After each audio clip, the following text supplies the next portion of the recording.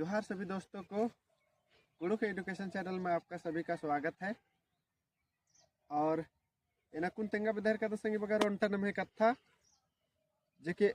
नकपुरिया न तेंगोन एन चिहुट न तेंगा गे है मला तो राउरे के बतावे ला हम प्रयास करबे के और हम कहबे कि सभी मन भाई बहन मन के कठर चाप पर वोट देवेल है और बिशनपुर विधानसभा से हमार जगन्नाथ दादा के जितावेल है। एक बात हम बताइबे रौरे मन के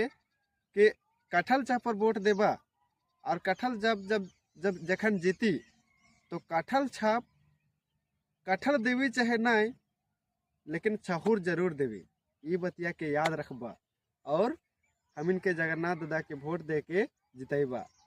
जरा अथी नंबर है 8 और छाप है कटहल। एक बार फिर रिपीट करे थी है कि कटहल छाप पर वोट देबा और कटहल छाप